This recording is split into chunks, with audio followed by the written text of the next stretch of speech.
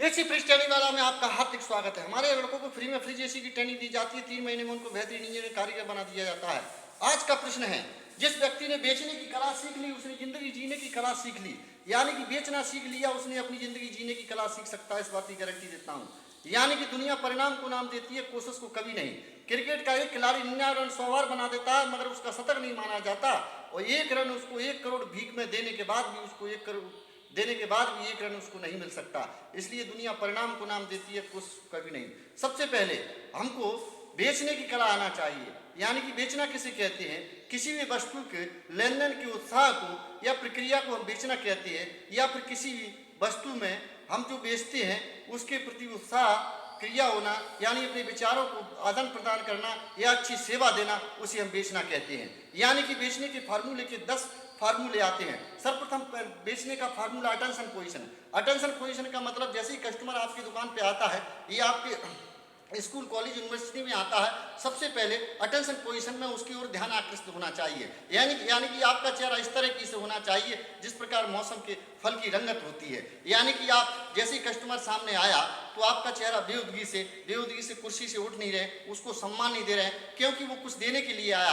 आपके दरवाजे आया, आपकी दुकान पे आया किसी प्रोडक्ट को खरीदने के लिए या किसी सेवा के लिए, तो उसने बहुत बड़ा एहसान किया। उस एहसान पर सदुपयोग नहीं कर पाए तो आप अच्छे सेल्समैन दुकानदार कभी नहीं हो सकते। सबसे पहले वो एक जगह पराजित हो जाएगा मगर आप 2 जगह पराजित हो सकते हैं। कैसे? कि वो कुछ सामान लेने के लिए आया तो अपना कीमती समय बेकार किया उसने, वो समाधान कहीं दूसरी जगह खोज लेगा, मगर आप उसको अगर प्रोडक्ट या सेवा नहीं दे पाए तो आप 2 जगह पराजित हो सकते हैं। जैसे मान लो आय का स्रोत बेकार हो गया, आपका कीमती समय बेकार हो गया। इसलिए हमें अटेंशन पोजीशन का ध्यान रखना चाहिए, मौसमी फल की तरह। जैसे मान लो 1 किलो केला बेचने वाला या 1 किलो आलू बेचता है, जब हम उससे आलू लेने का भाव करते हैं तो उसने बोला कि क्या भाव आलू है, आपने बोला, उसने बोला 1 किलो 20 रुपये के, लेकिन 20 रुपये का उत्साह वजन होना चाहिए। जैसे उसने तराजू पर आलू तोला, एक आलू ऊपर से डाल दिया, लेकिन 1 आलू डालने के बाद ही उसकी 1 किलो की तौल पूरी हुई। तो आपको उसने 1 आलू उधार नहीं दिया, ना फ्री में दिया,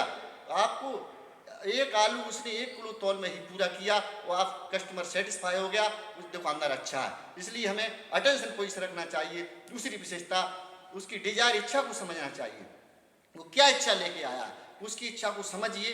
वो क्या एडमिशन लेने आया या हमारे से कोई प्रोडक्ट लेने आया, क्या सेवा लेने आया। जैसे ही हमने उसको इच्छा को समझेंगे, जैसे मान लो हमको जैसे प्रथम सीढ़ी से दूसरी सीढ़ी पर, तीसरी सीढ़ी पर अगर उसके 10,000 का बजट है, हम उसको 20,000 के बजट से प्रथम स्टार्टिंग करते हैं तो हमारे यहाँ से सेल चली जाएगी और वो प्रोडक्ट हमसे नहीं ले पाएगा। ऐसी कंडीशन में हमको एक प्रधानमंत्री अगर चपरासी में प्रसन्न हो जाए तो उसको टीआई थानेदार नहीं बना देगा। ऐसी कंडीशन में हमको प्रथम 22 सीढ़ी उसके साथ विचारों का आदान प्रदान करेंगे, हमारे हाथ से सेल हमारे काबू में रहेगी। इसके अलावा हमें जैसे तीसरा पॉइंट है एक्शन। आपको बातचीत करने का एक्शन, आपको उड़ने बैठने का एक्शन कैसा है, यानी कि उसको सम्मानपूर्वक शब्दों से संबोधन करना पड़ेगा क्योंकि वो हमको देने आया है। इसके अलावा रिपोर्टर सिद्धांत को अपनाना पड़ेगा, संबंध उससे स्थापित करना पड़ेंगे। अगर उससे संबंध स्थापित करेंगे, कहाँ का है भाई साहब, क्या है, क्या सिस्टम है, बोले फलाने गांव का, वहाँ हमारा प्रोडक्ट जाता रहता है, इस प्रकार उससे रिपोर्टर सिद्धांत स्थापित करेंगे, 30% आपके हाथ में सेल लेगी। इसकी नीड और आवश्यकता, उसकी आवश्यकता को समझिए।